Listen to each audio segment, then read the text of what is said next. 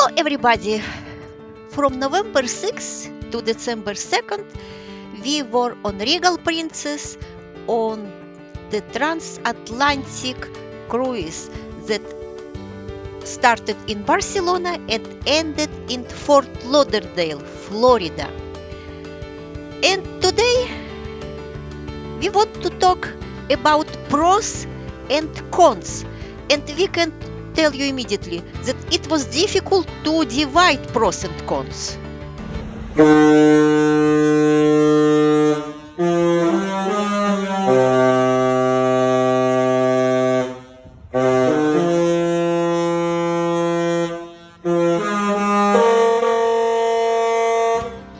We were at the sea from Canaries Island to Fort Lauderdale for 7 days. Can you imagine? And right now we are going to talk about pros. We talked to passengers and some of them agreed to talk. Number one, everybody agreed that the number one pros was relaxation. It's very relaxing, very soothing. It's calming. It's good for the. It's healthy for the mind and for the soul, I think. So it's peaceful, very peaceful. It is relaxing. Relaxing. So obviously, with not too much to do, on a ship when you're crossing the ocean, it gives her more time to relax. For most people, or at least many people, an important part of a vacation is just a chance to relax. Get away from the newspapers and the news, get away from work, get away from the demands of people calling you on the phone and knocking on your door and asking for things. Just a chance to clear your mind and do things you want to do, whether it's do a lot of things or whether it's just sit in a chair and read a book. But relaxation is really an important part of a vacation for most people. And depending upon what you like to do, a cruise ship can be about the most relaxing environment that you can think of.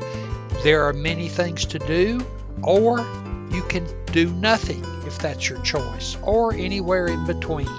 And so it's really a place to clear your mind, get away from the everyday, get away from the requirements of life, and just focus on yourself and those around you for a while. And many people said we don't like to fly anymore. Because the flights were so long to go home, and we hate to be on a plane for a long time. I'm too big, so fitting into the seat. No, it gets uncomfortable in the seat. So that was a lot of it. Yes, here on the ship you have your own room, very comfortable room. You can relax, you can rest. In the airplane, everybody knows, it is obvious. You are tired to sit for 7 or 10 or even more hours. So I agree. Most people have lives that are pretty busy, and they really don't spend a lot of their everyday time on food. I mean, you might cook a meal or two each day, but you don't make it something elaborate typically, except perhaps maybe once a week or even less often. So if you like food, if food is a big thing for you, then a cruise ship and a long transatlantic type cruise can be a very enjoyable experience. You can sample and experience many different kinds of food, from the buffet, from restaurants that cost extra, and from the restaurant that doesn't cost extra. They all have really good quality food in a really big variety. And in terms of the evening restaurant, even the one that doesn't cost extra has really high quality, interesting dishes that you wouldn't ordinarily get at home unless you go out to a restaurant. So it kind of states the obvious, but food is a really big part of the cruise ship experience. And if food is something that you enjoy, and a variety of food is something that you enjoy, then you've come to the right place.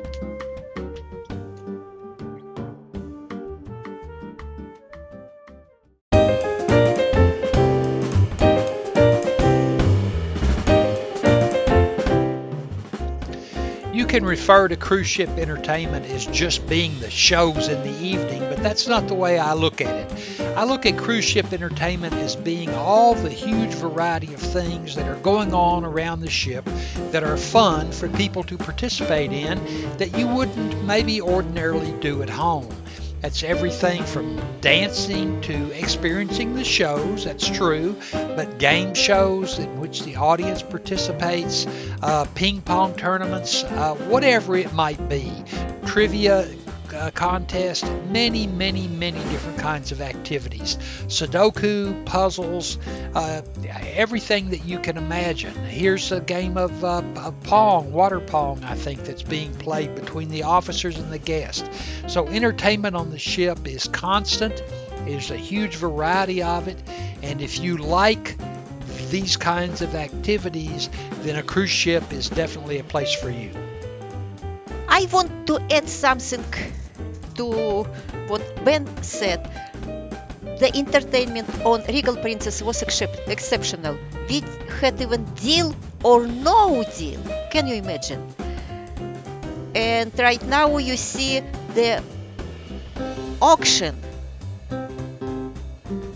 It was interesting to watch. And of course, every evening you have great shows, very different for everybody. Singers, comedians, dancers, musicians, magicians, I don't even know, a lot.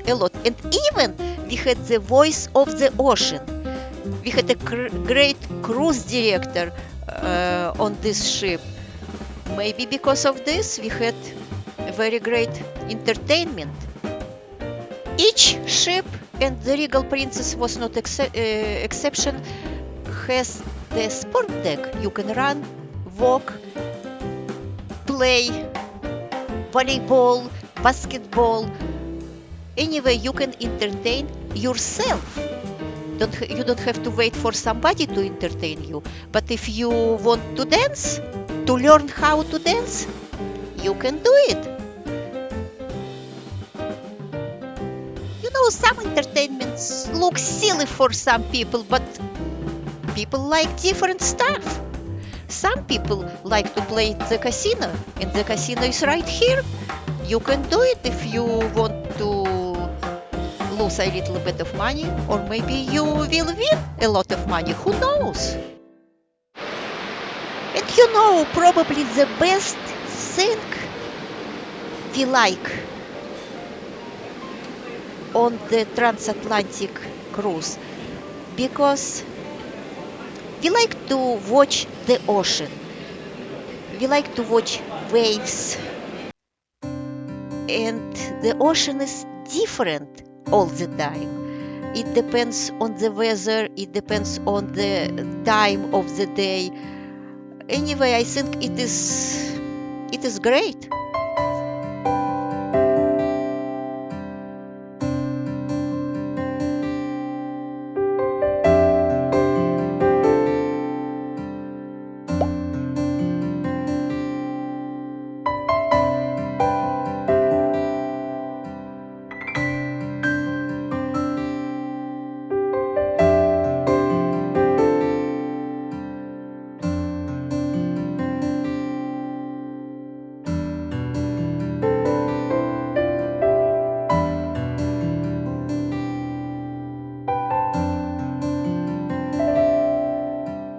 And of course, there are some cons.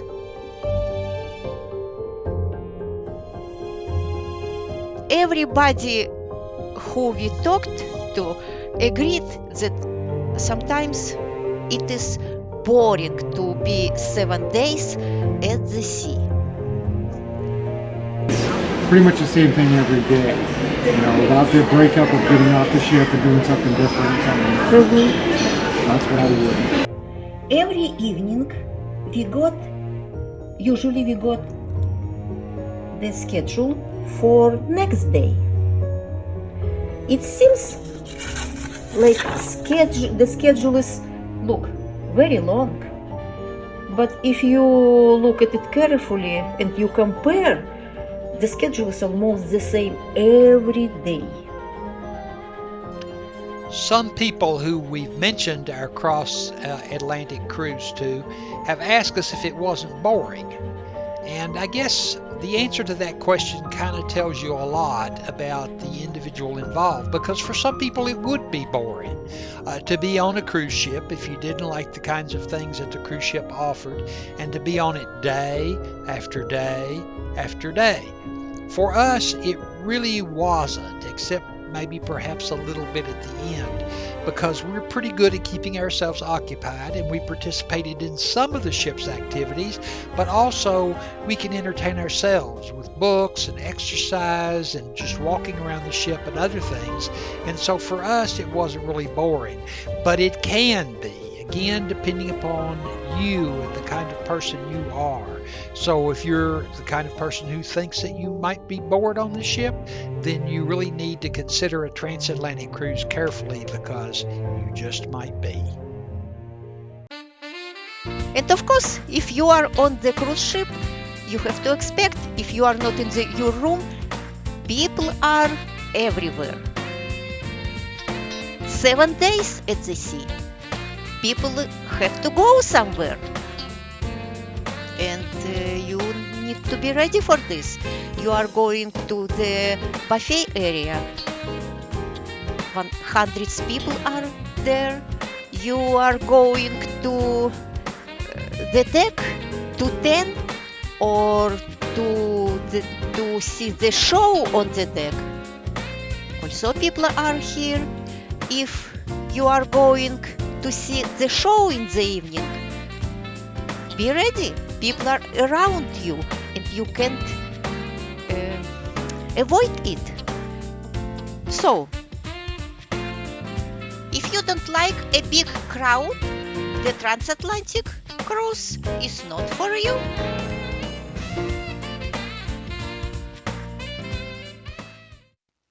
If you are prone to seasickness, and you know that you're one of those people who's prone to seasickness, you should not take a transoceanic cruise, because you never know what you're going to get into and you can't get away. It's not like you can leave at the next port, because the next port's going to be several days or even a week away. So some people just really do not do well on the ocean. And if you're one of those people and you know it, and you know seasickness bothers you, then stay off. Zena and I are not in that category. We love the ocean and we don't typically get seasick, but in rough seas we can have queasiness. We've never actually gotten really sick, but we can get pretty queasy.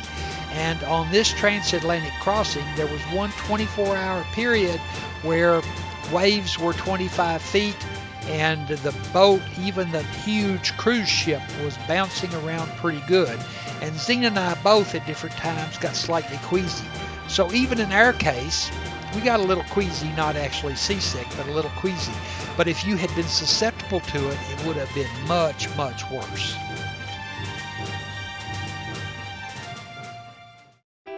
Everybody agreed that if you are on the cruise ship long enough, you are getting fat. So, before you get on the ship, you need to consider maybe to not eat too much. But food is everywhere, believe me, not only in the restaurant. You are on the deck tanning or just walking and you see food. It is tempting. It is very, very difficult to avoid and to not eat anything. So be ready. Maybe you will gain a few pounds, but it is the part of any cruise ship.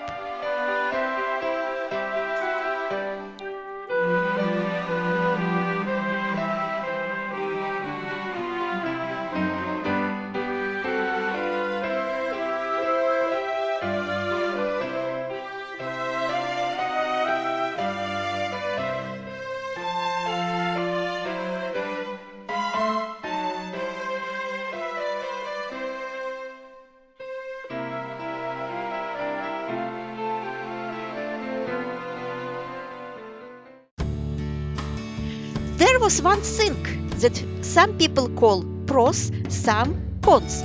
For me, I would call it to the cons category. Very slow. Time sometimes goes slow. 7 days.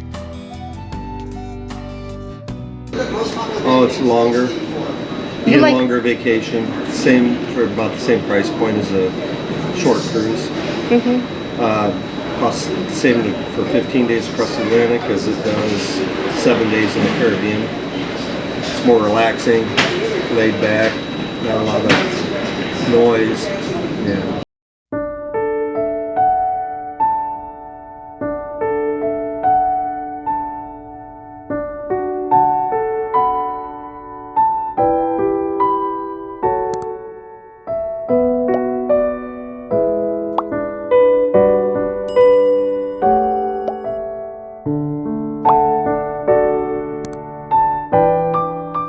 I suspect that those of you who have watched this video all the way to this point may be thinking, oh, that looks great, or oh, that looks horrible.